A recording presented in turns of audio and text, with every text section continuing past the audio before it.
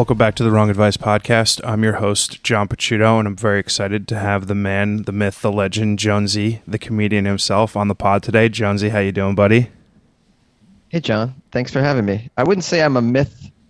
No, you're not or a myth. Legend. You actually physically exist. I can see you on my computer. And I'm a legend in my own mind, maybe. I mean, you're a legend in my mind as well. How about you introduce yourself to the listeners? Oh, well, I'm Jonesy. I'm a comedian, actor, and podcaster from the East Coast. I've been on such glorious television shows as the Letterman Show, which you kids might not know who David Letterman was, but he used to be on TV for a long time, and he's kind of a comedy god. So you guys should YouTube David Letterman. This guy really is something. So did Letterman Show, did Gotham, Unbreakable Kimmy Schmidt, Nurse Jackie, Law and Order SVU, did Drunk History. Was on a lot of cool little shows. Some of them are comedy. Been doing stand-up comedy for like 15, 16 years as well. That's kind of a passion of mine. And luckily I've been able to do that again since Los Angeles has opened up a bit. And lastly, I would say I have a pretty successful podcast called Weird AF News, where I do weird news 5 days a week. We're about to hit 2 million downloads and over 1,000 episodes. That's fucking awesome. Yeah, that's it. So I'm 35. I'm very familiar of Mr. Letterman, but I appreciate you obviously thinking I'm younger than I am. But so thanks. It was more for your audience than you. Like you probably have some listeners that who the hell is David Letterman? They know him as the guy with the huge beard now, I think, probably. Yeah, they're like, the guy that looks like the Unabomber. Yeah. Now I got to explain who the Unabomber is. Shit. How'd you start doing comedy? I mean, like, how old were you when you started? Where'd you grow up? East Coast? I'm a Jersey boy. I started in Massachusetts, which is where I grew up. And at the time I was playing music, singing in bands. I always kind of enjoyed entertaining. And I'd always been in talent shows and whatnot. And I always thought I was somewhat funny. I always made my friends laugh anyways. And then I had the fortunate, I don't know, these things are like, how did these things happen? You know, if it wasn't for this guy, I wouldn't have never done it. And then if I didn't do that, then I wouldn't be here and I wouldn't have moved away and I wouldn't have done all the things I did. But I had this roommate in college who was just kind of a weird guy and he was trying stand-up comedy. I'm like, how the fuck do you try it? He's like, well, come with me. I'll show you. I go to this open mic. It's like anybody can sign up and do it. And it was like very eye-opening. Like, what? You could just sign up and just try to make people laugh. What the fuck is this? And of course it's terrible. Everybody there is terrible. And so that gave me some confidence, you know. And then I helped him with his jokes that night, you know, because of course he recorded his set, you know, and then we went back and I kind of helped him. I had ideas anyways. I was able to contribute. And then I went with him again and saw him try it out and I was like, oh, I see. This is how you do it. You try it, you say some things, then you bring it back to the laboratory, try it again. Just kind of throwing out things that you think are funny in the world, and you hope you find some common ground with audiences. And, you know, of course, that doesn't always happen because comedy is subjective. But there is some common ground you'll find with your funny ideas, and you just got to keep trying and getting in front of crowds as often as possible. So I had gotten a taste of it, and I thought, well, I can at least be as funny as these stupid assholes. And so. You know, then I tried it and I kind of got the bug, you know, it's very thrilling and I kind of got addicted to it and I got out of music and just started doing stand up and then it brought me to New York City, which is where all comedians should go if you want to get good. I would recommend there's more stage time there. There's a lot more clubs and venues that do it there. You can do, you know, easily 2 shows a night. I was doing more than that, you know, for 10 years. And yeah, that was it. And then, you know, it's opened up a lot of other doors like the podcast. You know, that's a gig I don't think I would have got if I wasn't a comedian, you know, because they were looking for someone to create some funny content for their platform. And so I submitted my idea and they were like, yeah, that sounds good. We'll pay you to do that. And then, you know, like 4 or 5 years later, probably about 4 years later, I'm still doing it. That's awesome. So it's opened a lot of doors. It's great. You have obviously a very long comedy career, whether it was writing, acting, stand-up, etc. How much has like the day-to-day life of being a comic changed in what is like the most rampant, exhausting cancel culture society that we now live in? Well, for me, the daily life doesn't change because I haven't been attacked, I guess. Had I been attacked, or if worse, if I did something terrible and was deserving of being in trouble, like Chris D'Elia or someone like that, my daily life would have changed drastically as his has changed. Sure. I meant more like the concept of like going through making jokes and trying to make people laugh and like the hyper PC culture bullshit that we're kind of Sure. like, yeah. Well, for me, creating material for the stand-up stage, it's impacted it slightly. I still get the ideas that I get. I mean, what I think is funny and the ideas that come to me, I can't change that. They come when they come. I don't even know where it comes from. It's like, where does like inspiration come from? It's something that a lot of artists in every form of art have tried to figure out, and we just don't know. So I still get the ideas. There's still funny stuff comes to me. The thing that's changed is I will sometimes not attempt the idea on stage because I think it might be troublesome. Yeah. So now that's not half of my idea. I mean, that's 1 in 20. I'll be like, no, I can't even. I'm not even going to try that because it'll be a disaster. Yeah. Yeah. And even if I have the confidence that I could make it work, it would take so much effort and so much stage time and like basically begging an audience to give me permission to talk about a certain subject. Like, for instance, let's say they don't say straight white male. What do they say? Cis white male. I'm a cis white male. Yeah. And so for me to get up and talk about the gay lifestyle, let's say, I should be able to because I've had experiences with the gay lifestyle. I've never been gay.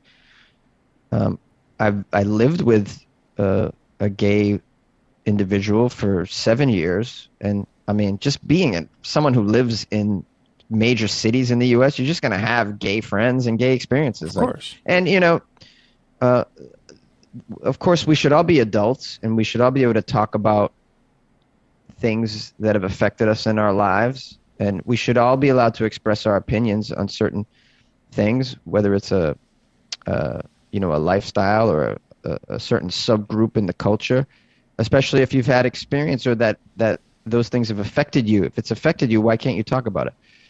Or make jokes about it.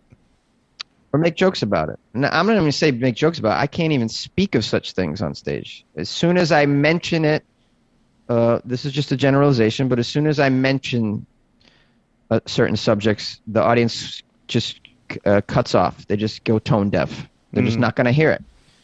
They're not even going to let me see if it's funny, see if I've made it funny. I don't even get the chance. So the game is not even played, and I'm not even allowed to pick up a bat and go up to the plate. Sure. So whether I'm, and I have a lot of experiences. I can make anything funny. And so, could I hit a triple with it? Of course I could. But they're not really going to, in many instances, I won't be given the chance to. So I would say that this is one way that it's affected, but it's not like, like I said, it's not all the ideas. It's just a few here and there that I come up with. And I continuously are getting ideas. So for me, I just go, oh, fuck it. I'd love to talk about that, but I'm just going to go on to the next thing and not even play that game right now. Yeah. And have success with other things. So as a comedian, and I would say like I don't know the makeup of like your income, right? But like if you're a comedian, I would imagine most people say like, oh, I stand up, I go to 2 shows a night, like you were saying in New York, or you're in LA now. I'm a stand-up comedian. You also have this wildly successful podcast.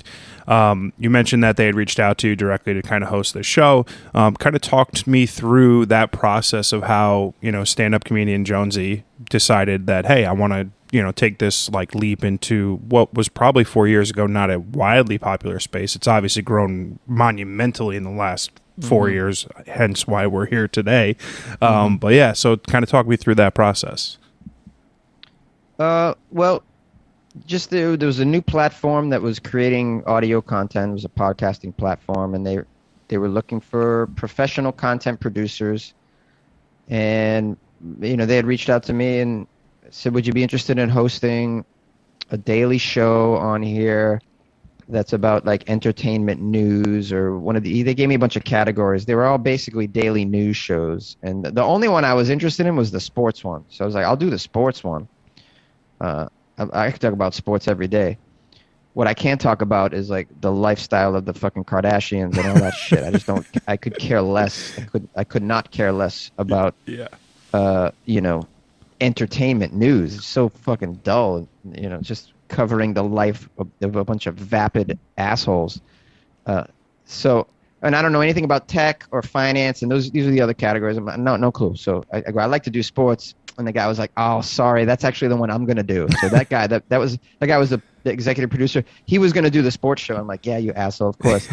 Good for you." Okay. So then I pitched an idea, and I said, what if I do daily weird, strange news? Because I didn't see that on the list. I go, this is a new concept. Are you down with it? And he liked the idea of a comedian covering weird news. I sent him I recorded an episode, what I thought it might be, sent him over a sample, and he liked it. And so they hired me to do that, and they paid me monthly to do this daily weird news show. And then that was for about 8 months, I'd say. And then at the end of that 8-month pay period, they decided they're not going to pay anybody anymore, and they were like, sorry, but you can still have your show if you want to keep doing it. And by then I had a following and some fans of it, and I thought, well, all right, maybe I'll keep it going. Maybe I can figure out a way to make money. And since then I have, of course, not a lot, but a bit, mm-hmm. and just have grown the fan base, and it was a great decision to keep it going. And that's funny because now you see like every comedian seems to have a podcast. Yeah. But and I was kind of fortunate enough to have an opportunity fall in my lap, and then kept it going. And now, my show is taken in. It's crazy. It's taken in like people take in CNN and NPR, like they listen to it daily, like they listen to their regular mainstream news. Mm-hmm. It's like bizarre. So it's not one of these like, oh, I drop one episode a month podcast, which is that seems to be the most popular timing of a podcast, like one a month or something, and it's 2 hours long, or maybe one a week. Maybe you get those, but like, no, man, I'm being broadcast in people's homes and ears 5 days a week, which is like powerful and crazy. And I never thought that it would ever like be like that. I mean, I've done a lot of things, and none of them have ever received the kind of, I don't know, thumbs up. Yeah, that this podcast was, which is also strange. And it also teaches you a lesson. Like, you really don't know where success comes from. There's no roadmap for it. And when it's, we could argue in other industries, sure. But in the entertainment industry, like, you don't know where it's coming from, man. Everybody has a different story. And so, a lot of my friends have made it just with stand-up. That took them so much. I have other friends who went the writing path. I have other friends who went the acting path. Of course, I've tried all of those things, and I've spent effort and time in each area, and even in music and whatnot. But for it to come out of left field like this podcast was just like very unexpected, and I'm glad I stuck with it for sure, because I get a lot out of it. Yeah, that's awesome. You mentioned being a big sports fan, so I imagine like growing up as a kid, you were big into sports. Did you have like creative outlets as like a kid, like growing up in high school and shit, or like was it just music? Let me see. I started kind of screwing around with an acoustic guitar in high school, and then as soon as I learned chords, I was like, I could play all my favorite stuff. So I was like playing. As soon as I could play like, I don't know, like Sublime songs, I was just sitting at home, fucking just playing Sublime songs. Like, strangely enough, right? Yeah. As soon as I could start playing, I would just do. That was fun for me, But of course, I never did it in front of everybody back then. It just was kind of for my own edification at home, and I wouldn't really. I didn't think I was that good. Mm-hmm. That was a creative outlet for me. Kind of like to write a bit. I would write kind of like short stories here and there. I thought I might have a knack for writing, which is true, and I do for that for sure. You scratch that itch with your podcast daily now, right? Like as you're putting the concept for the episodes together. Well, believe it or not, all of it is improv. So I The just whole find thing? the Oh, stories, and I completely improv it. I get the stories. I do a lot of research finding stories, and then I get them ready for the show, and I might have like a bin of like 30 stories from the week, maybe probably more. How many are from Florida on like any given moment? Like 16? Dude, I get so much Florida news sent to me by listeners because, well, on Fridays I only do Florida news. It's Florida Friday. So, and everyone loves that. It's their favorite episode. So I'm constantly getting stories from Florida sent to me anyways. Yeah. But yeah, I mean, there's too many. You can't even get through them. There's just so much crazy news coming out of Florida. But yeah, I just pull up. I just try and find the most fascinating titles, and then I'll click on it and I'll see if there's enough text written about it to actually do a segment. Because sometimes maybe it might not even be text. It might be a video of a story, or it might just be pictures. In other words, it might be a story that's predominantly visual. And in those cases, I can't do it because the podcast is an audio format. But what I will do is sometimes I'll put those ones. Especially videos, weird news that was video format. Like you had to watch it because it was crazy. Like, I don't know, some dude, like the dude that freaked out at the airport in Florida a couple of days ago. That's a pretty wild video. So I'll just put that in the Patreon. I have a Patreon. Oh, nice. Weird AF News. And I got, I don't know, maybe like 80 to 100 patrons in there. And I'll put that stuff in there for them. Be like, hey, this wasn't, I wanted to do this on the show, but I didn't because it's better for your eyes. And I'll stick it in there.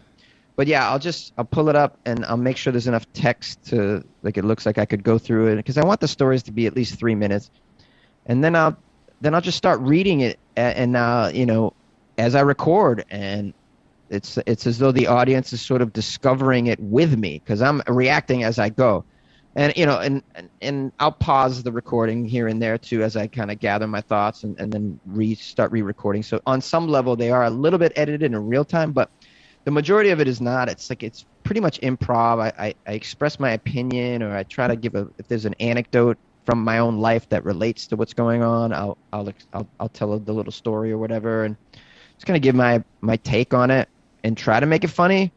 If my take isn't funny, usually the stories themselves are pretty weird and funny anyways, so you usually get some entertainment out of it. And I just try to be some window dressing to what's already like weird and absurd. Yeah, right. also, we learn some stuff. We learn. Like today, I published a story about a social low-income housing in Germany that was established. This particular village, it's like a medieval village. It was established in 1521, and the rent has remained the same from 1521, and it's now got 87 families are living there still. There's 87 buildings in the complex, and they're paying 39 what is the equivalent? cents. It's $1.30 a year for rent. A fucking year. Wow. Isn't that incredible? And by the way, there's a waiting list to get into this medieval village and live there for that kind of. You're not gonna believe this. There's only 80 people on the waiting list. Like I'm applying tomorrow. Like. I gotta Does it have electricity or Germany, no? Just yeah, they got everything that you need. It's like a quaint little village, and I mean that strikes me as like Midsommar, and there's only 80 people waiting there because there's just massive turnover when they have to hop off the cliff every 70th birthday or whatever. That's fucking nuts. I think, and I should have said this in the podcast because now it's funny. It's funny. I'll think of like funny things I could have said already, but I already recorded it and released it. But what you get with $1.30, they're actually, unfortunately, they still all have the Black Plague, which is part of the village still. So you got to just deal with that. Yeah, they've got COVID-1, not 19. Yeah, right. That's right. They got COVID-1. There's a lot of rats running around. Yeah, so like my point is you learn something too. Like that's pretty fascinating, right? That's wild. Who the hell knew that a place kept the same, like rent control? Talk about rent control, like from 1521. That's like the most.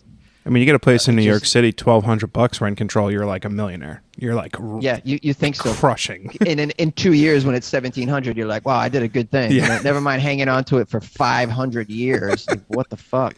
That's fucking fascinating. Crazy. Yeah. So, and for me, I like that. It's kind of like cool. It's a weird news. Like I'm all about like strange, weird, novel things. I think. How I don't know, much? you get to a certain I mean, age, you just like to mix it up. You do 5 of these a week. So, like Yeah. you said, you have like 30, 40 stories in the kitty, and then you like record them as you go. Just got to be like a lot of pressure behind filming that, recording that many podcasts in a week. Like, is it just like you can bang them out all in one shot and you got the week's worth, and then you kind of cycle through? Like, that's just a lot. That's a lot. Yeah. If I'm traveling, or there was a point during COVID pandemic at its peak where I had to actually get a day job to survive, and so I was working a regular job, so I had to jump through hoops to record. So I would record the previous night. I would record the episode for that day and then release it, because I released them all at about 2 or 3 o'clock Pacific time each day. So I would have to record the night before.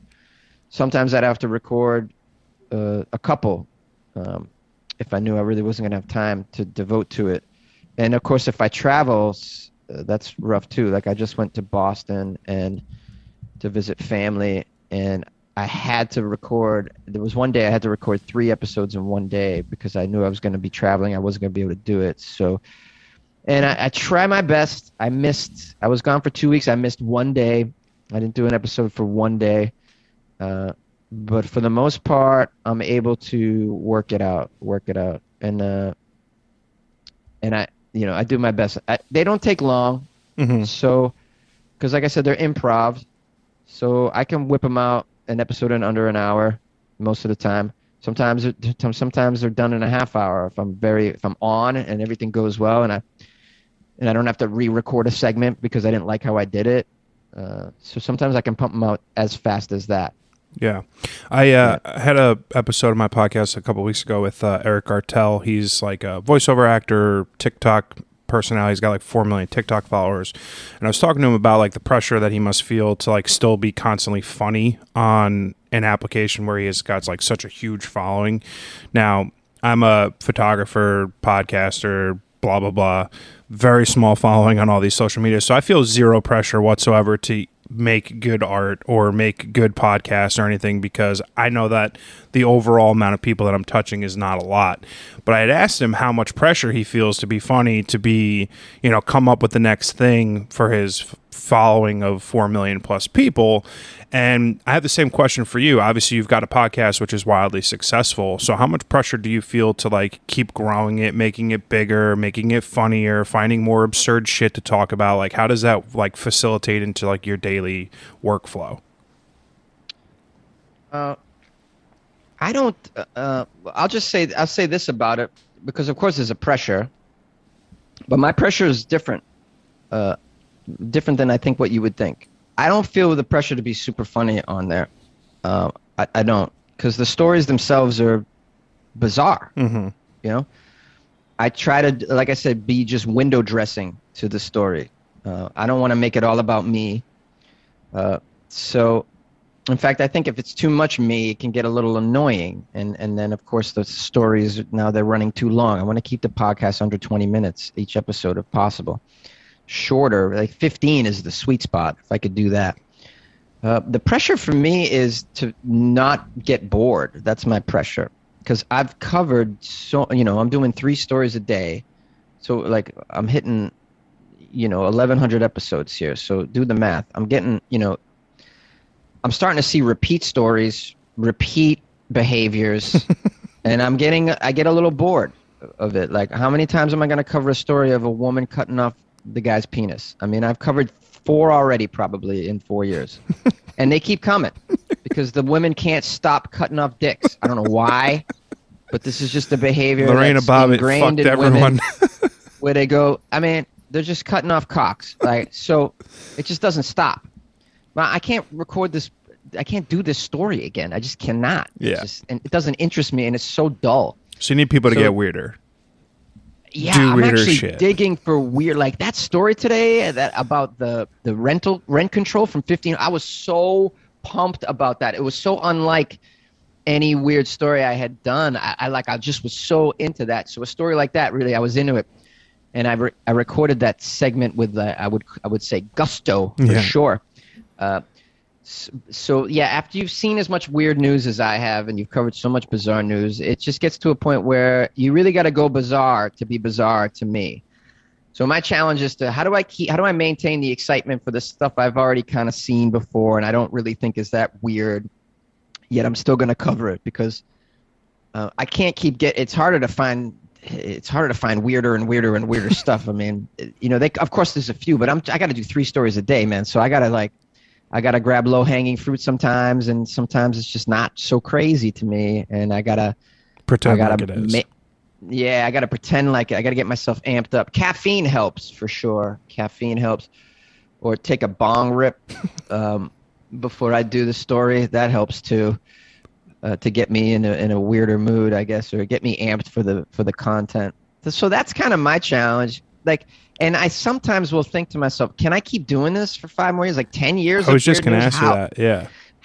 It doesn't seem possible.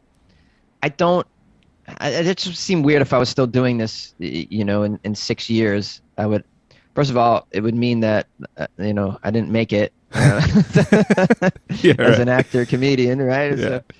So, but like if the podcast, of course, blows up, like something extremely popular, like I have a modest following right now. I don't have some kind of crazy, I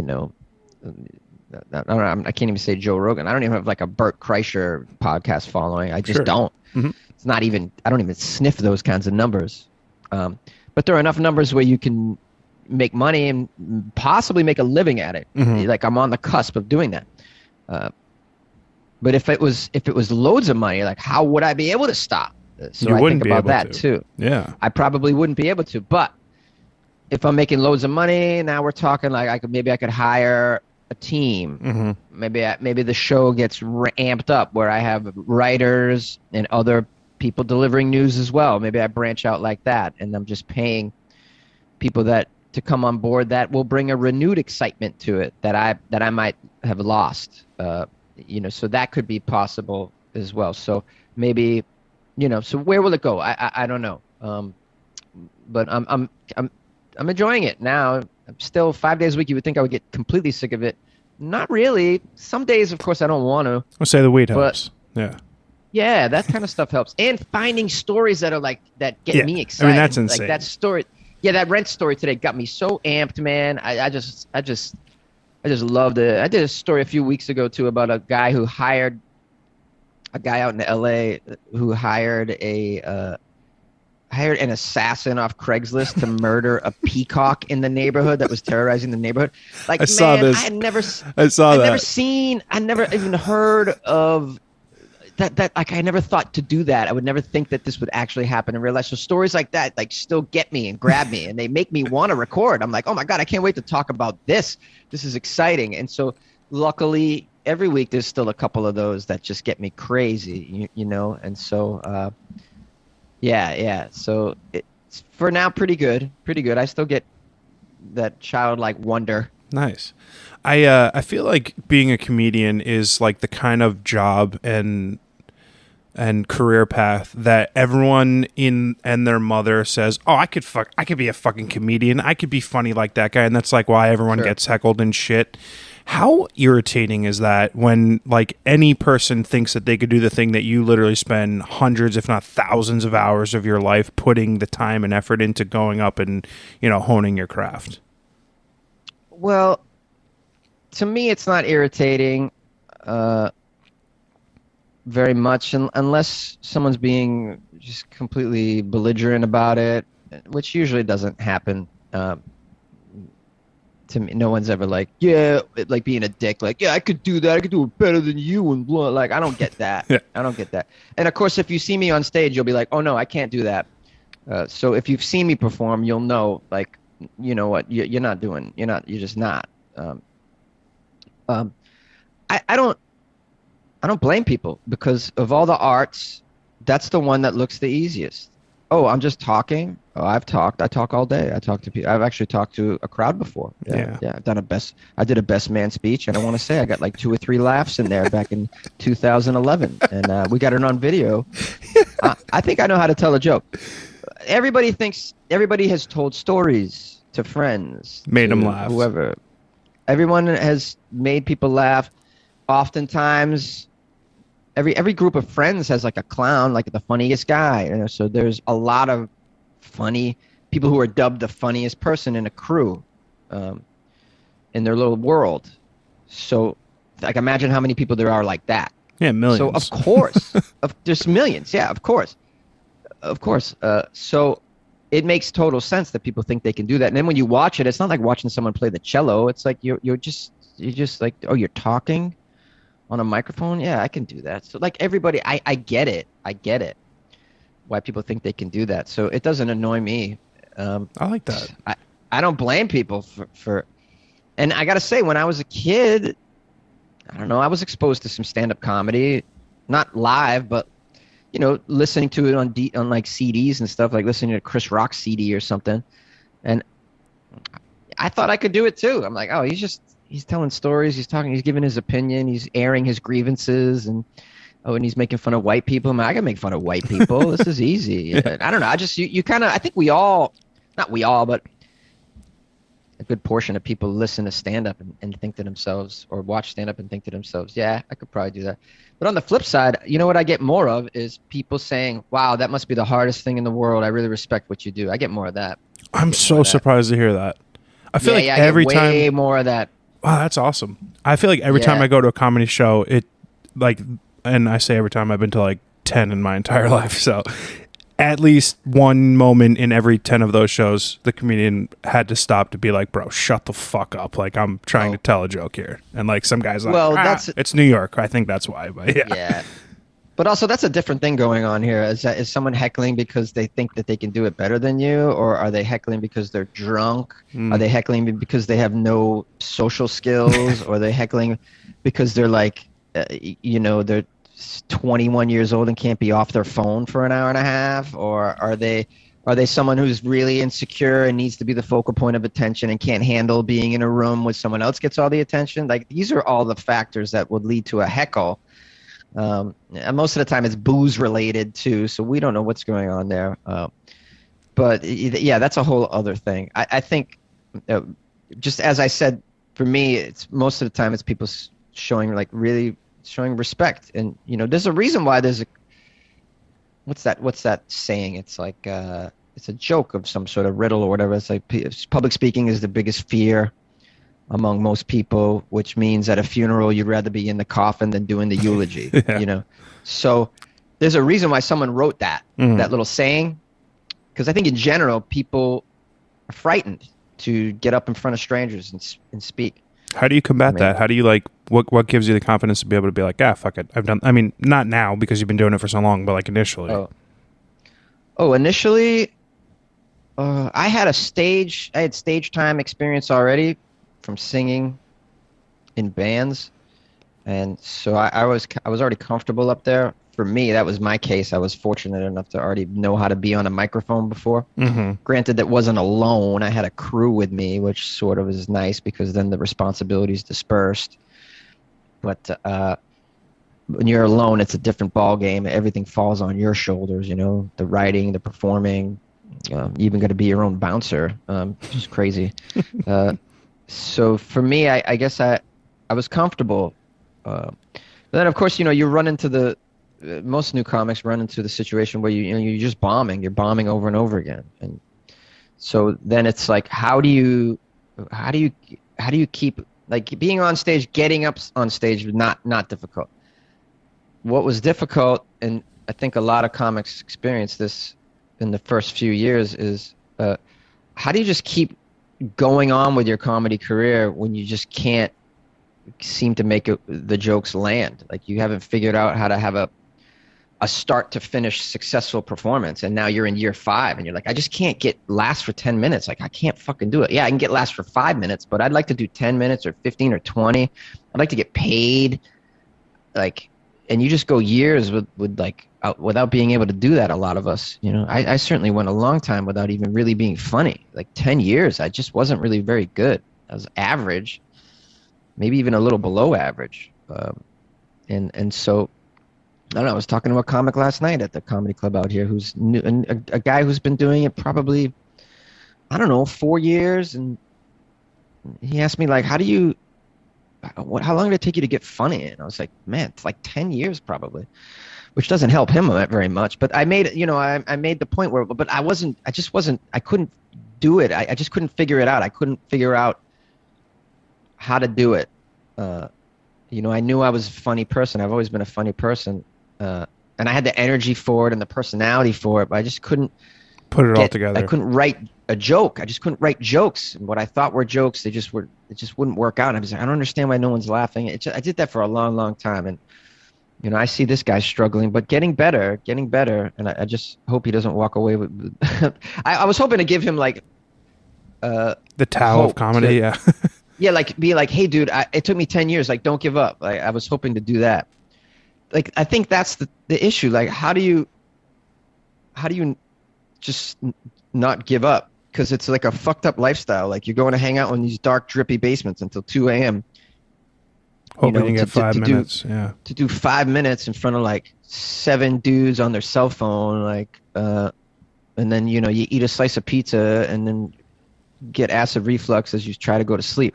Like, this is like, this was my years in New York City trying to figure it out. And that's just a hard lifestyle on anybody. Like, if you think you could just do stand-up comedy and then go out one night a week and then go home and get your nice sleep the rest of the time, you're in for a rude awakening, man, because you got to be out. I recommend every night. At least if you're not even having a show, you're doing an open mic or you're hanging out somewhere. Like, I didn't have a show last night. I was hanging out at a comedy club. You have to be around the scene, and so it's a tough lifestyle, especially if you work like a day job at the same time, because you got to pay the bills until you make it. And if that takes 10 years, well, how the fuck do you figure that out? Can you go 10 years with very little sleep and poor diet? Who's got time for a relationship or the gym? These become a factor. You have to give up things to if you want to dedicate yourself to getting good at stand-up comedy. These are things you have to learn to do without. And so how do you keep going despite all that? That's the challenge. So how did you? You believed? I don't know. I just like it so much. Like, I just enjoy it. I just enjoy getting up and telling stories and being on the mic and sharing my thoughts and opinions. I don't know. It's like the Irish in me. I think the Irish are just the best storytellers in the world, and they feel compelled to tell stories, and no one does it better than an Irishman. And I think that, I'm Italian as well, but I think it's the Irish in me that makes me feel compelled to tell stories and to speak in front of people and to try to be clever and get laughs. And I think there's something like that. I don't know what else it could be. I mean, that's an insane work ethic. I mean, because you're short. I mean, it's an incredible work ethic to do something for 10 years and, like you said, be more or less bad at it, right? Not be able to facilitate the full performance, get people laughing for the full duration, and like feel like you're growing in what the thing is that you're trying to do. That's like, people are probably like, you're crazy. What the fuck are you doing? Well, I don't know. It's like, was Vincent Van Gogh crazy? Yeah, he cut his ear off. Yeah. He kept, that's a different. Well, is he crazy for doing that? I don't know. Was that related to his epilepsy? Like, we don't know. Syphilis, right? Yeah. Or syphilis, or did he drink too fucking much and have syphilis? Or like, yeah. What I think is even crazier than him cutting his ear off is like, how did the dude just keep going when no one enjoyed his shit? Mm-hmm. They fucking hated it. The only person who loved his stuff was his brother, and he had all the support from his brother. But the general public was like, this is not paintings. What the fuck is this? This doesn't even look like a starry night. These do not look like lilies. Mm-hmm. Like, what are you doing? You're bastardizing the art of painting here, which he was, because it was a whole new approach to painting that no one had done. And the guy just keeps doing it and starving himself to do it. He's living in a shack with like no food. Like, you read his letters. Like, the guy's destitute to keep doing that, and no one likes it. And like, how do you do that? I look at that and go, that's crazy. So, yeah, man. Not that I'm some kind of Vincent Van Gogh, but like, I guess that what I'm saying is there are examples of people who, against all odds, clearly loved what he did. Mm-hmm. And, and I just liked it too. I just it's fun to me. It was a thrill. Sometimes, it wasn't like I'd get up. I'm not shitty. Like I get up, no laughs at all for 10 minutes. It would be like up and down. I get some people would enjoy it. That's enough to have a good time and make me want to share my thoughts again. So there was enough little carrots to keep me going, of course. But I just it's just fun. It's just it's fun to, I don't know. I've always been a prankster. I've always liked to get reactions from people. I've always liked to say things that are a little provocative. And in that art form, man, you get to do that. You get to say provocative things and get an immediate response. Mm-hmm. So it's fun. I think it's very fun. I would agree. Shit, man, you could talk about something that happened yesterday in the news and get some kind of provocative response from it. See what happens. Like, that's really dope. I just love that. I agree. I mean, it's like an incredibly unique career, right? You get to do something different. You get to try out new shit all the time. I also imagine it's like an incredibly trying career because like you can directly measure like you relative to other people in your field. And I guess it's like that, but like, a person teaching sixth grade social studies is not like comparing themselves to someone else who's teaching sixth grade social studies. But like in a comedic career, in a photographer career, like you could directly measure like, oh, I've got 10,000 Instagram followers, or oh, I've got a million views on this video. Sure. I think that's what makes it both like an incredibly exciting time to be a creative and also like an incredibly stressful period of time because you can directly know right away whether something you did is great or terrible. Yeah, and of course, great has to be in quotes because we don't, if you're just going to measure great art by the number of likes and follows that someone has, I think you might get into trouble there and be a little bit misguided because certainly, what's loved by the mainstream is oftentimes very low-hanging fruit. It's very oftentimes the least novel artwork in that area. Mm-hmm. Like Doug Stanhope is not a mainstream comic. Mm-hmm.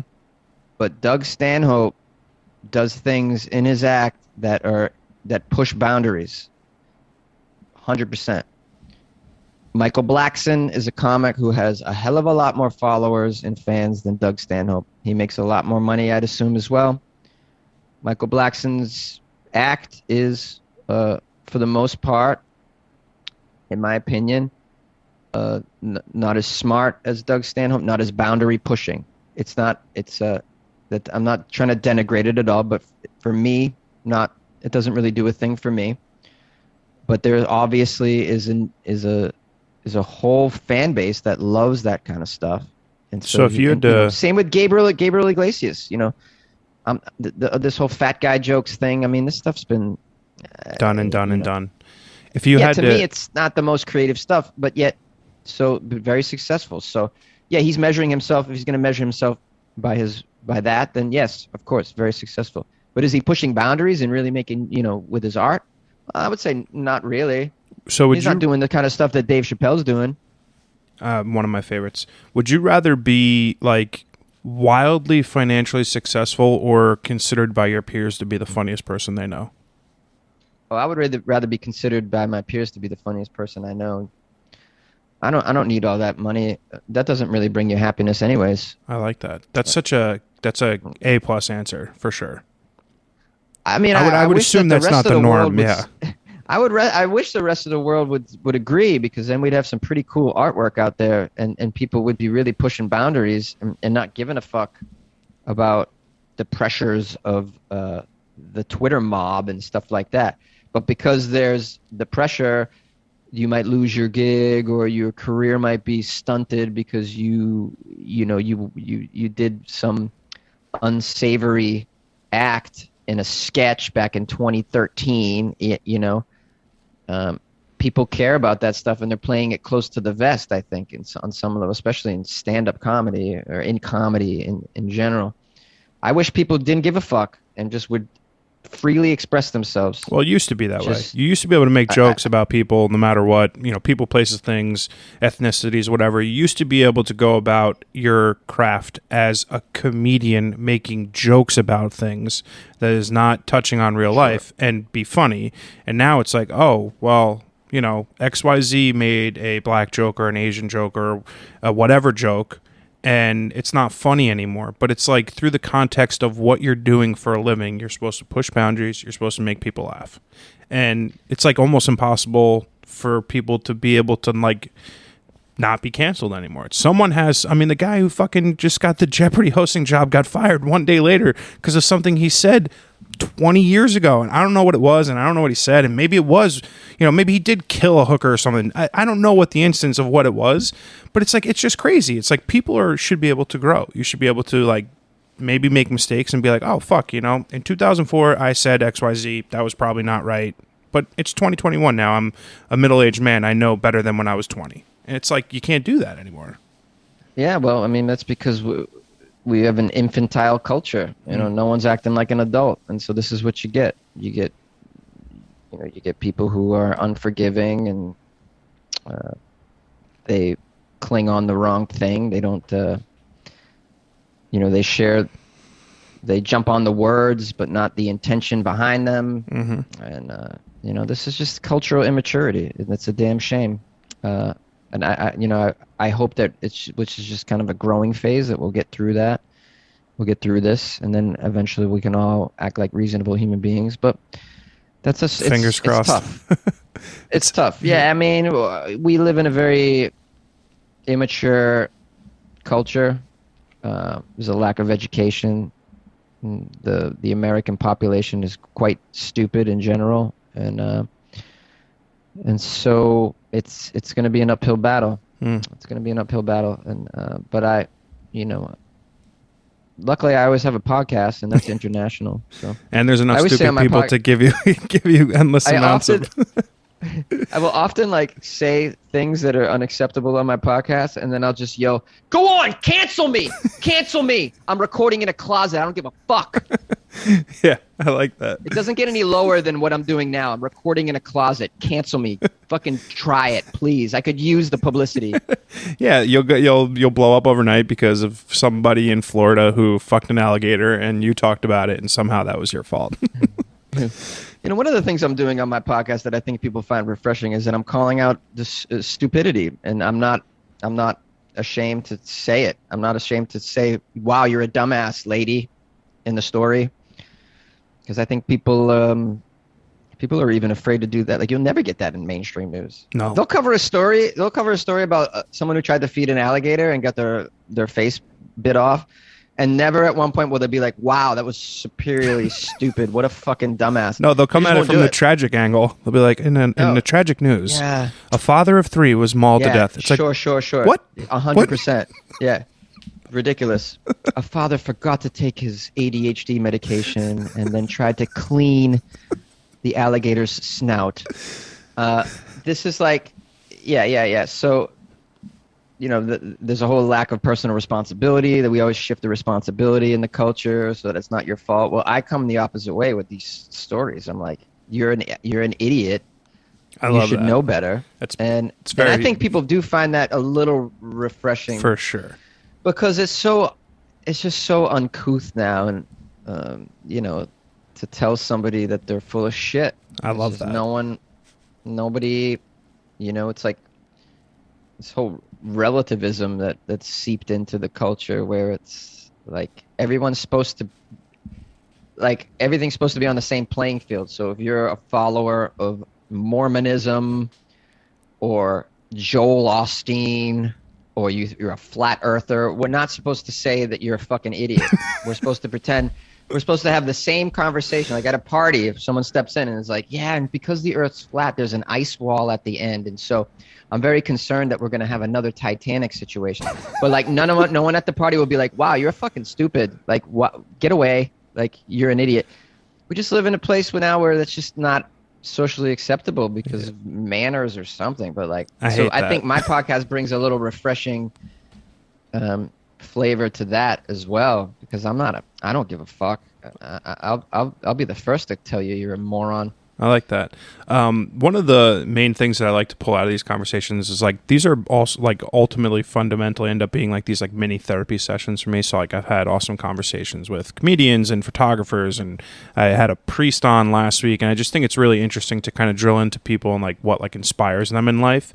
And for you, you've got a job that kind of directly like articulates off of like other people, right? So like I would imagine you find a lot of people funny, and then their like success and or their routines can inspire you in some manner.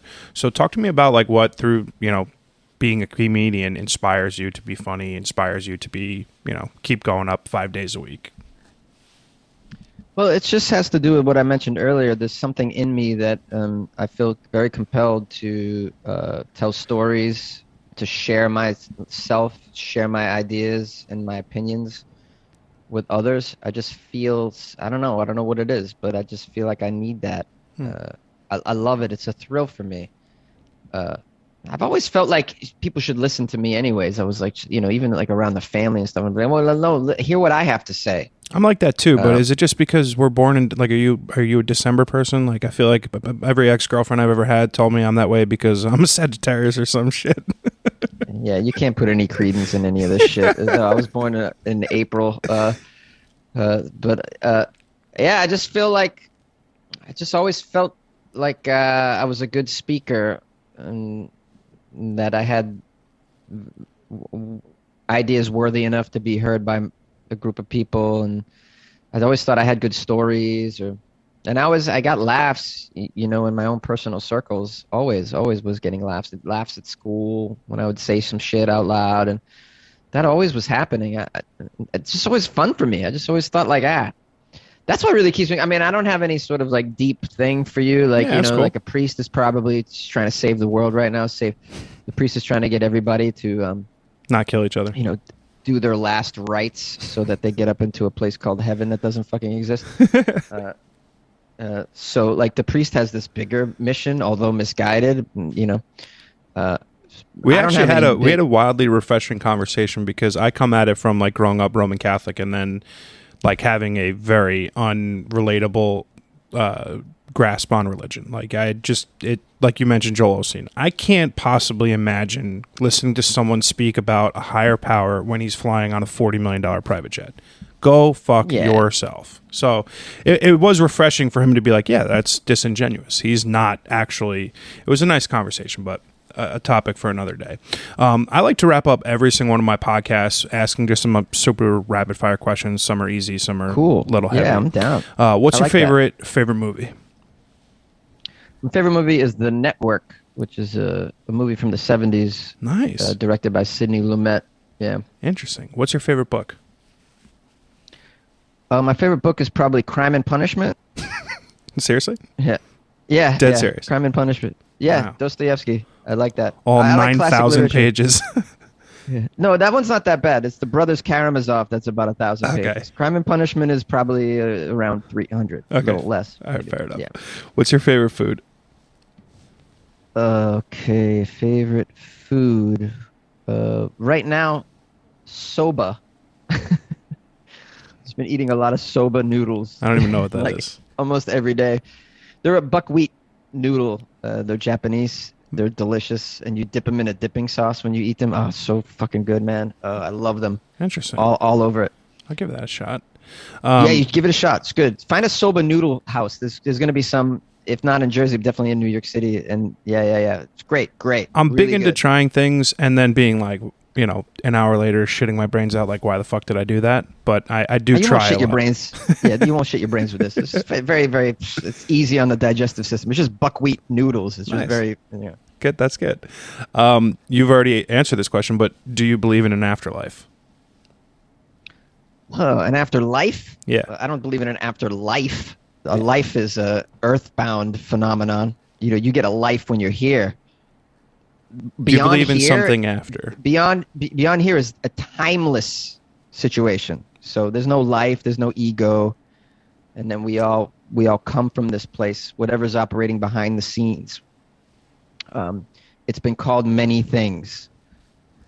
I call it the feminine. Yeah. And that's because I'm trying to get my dick sucked. That's a good one. I'm gonna write that one down. Yeah, try it. What's your biggest dream? My biggest dream. Wow, that's pretty cool. I mean, my dream was to play Major League Baseball. I had to give that up a long, long time ago. When you stopped growing in 8th grade? Yeah. Yeah, exactly. When I didn't get over, I mean, I was like a senior in high school. I was probably 5'1", 105 pounds or some shit. Like, just tiny. Yeah, it's tough. Yeah, but I always wanted to be a professional athlete. It just didn't work out. What's my dream? I guess my dream is to have a career like Louis C.K. if Louis C.K. didn't have any hands. Stop jerking off on people. Yeah, if I just had his career, but he'd had but without hands, so that I never got in trouble for touching myself in front of strangers, which is a very bizarre thing to do.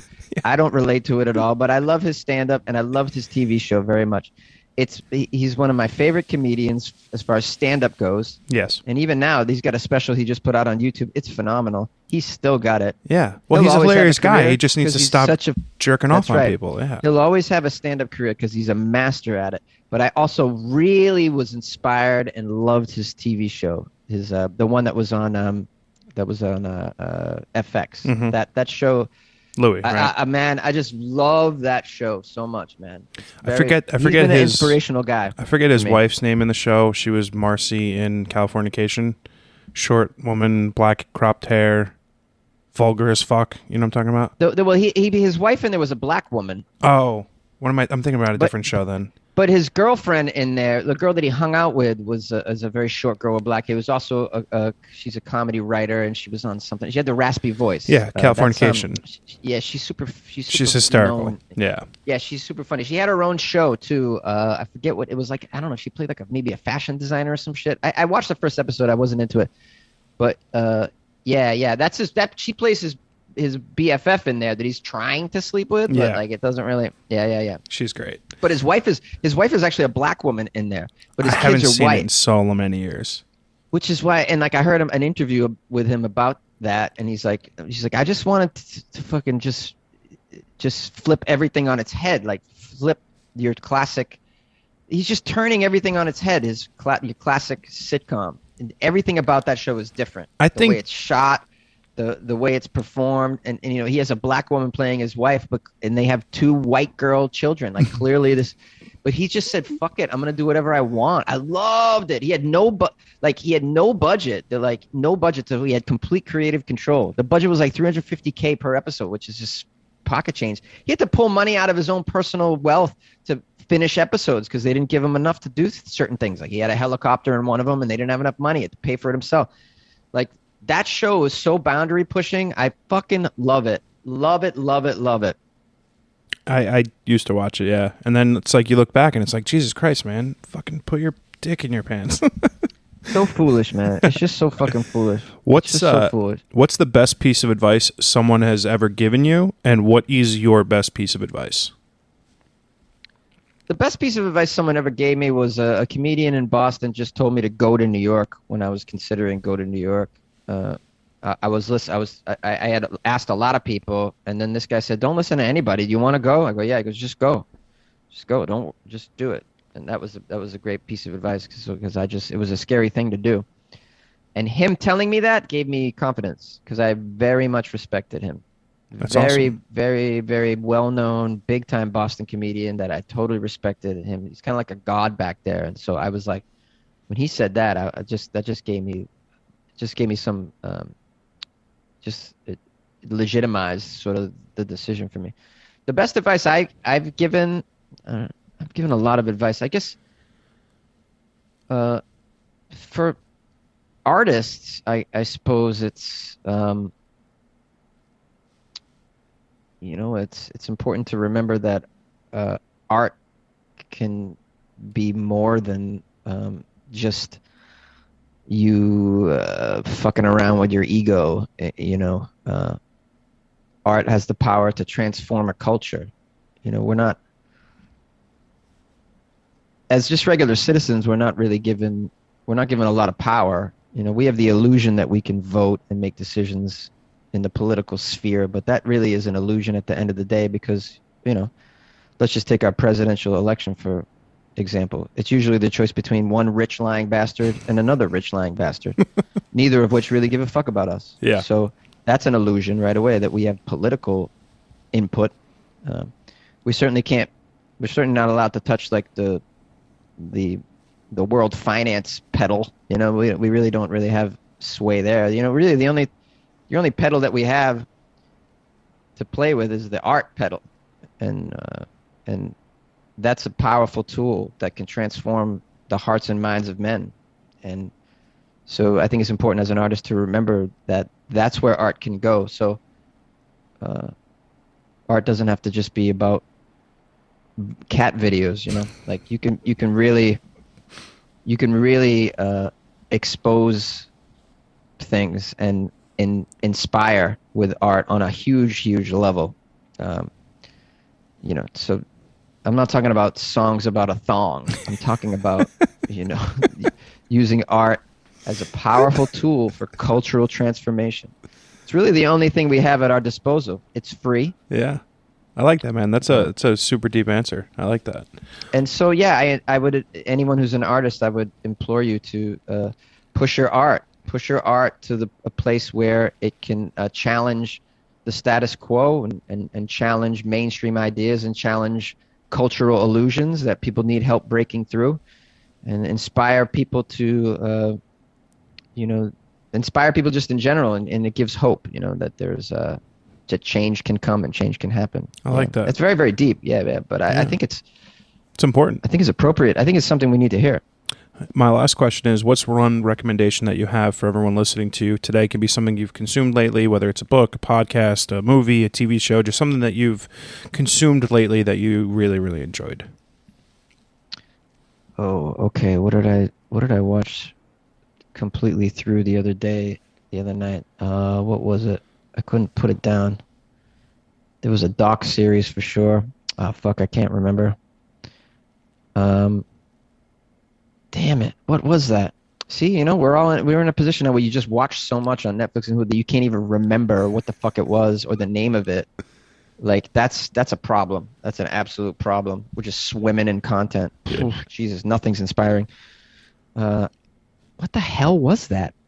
All right, I'll just say something else then. I did remember that I watched the documentary of D.B. Cooper, which is a sweet story. Yeah, it's on. So that documentary, I think, was on Showtime, and it's not that old, but I'm going to say what's in maybe a year or two. Mm-hmm. But it's fucking awesome. Yeah. It's an awesome story about a guy who hijacked a plane, demanded parachutes and cash, jumped out the plane, was never seen from again. So there's a lot of legends surrounding D.B. Cooper. Did he live? Did he get away with the money? Did he die on the fall? No one ever recovered the body. They recovered some of the cash. So it's a big, huge mystery. A lot of people over the years have confessed to being D.B. Cooper, and clearly that's not correct because so many people have done it. It's just the whole thing is a very fascinating phenomenon that happened. I believe in was it the 60s? I can't remember. 70s? I don't remember. Early 70s, late 60s. Yeah.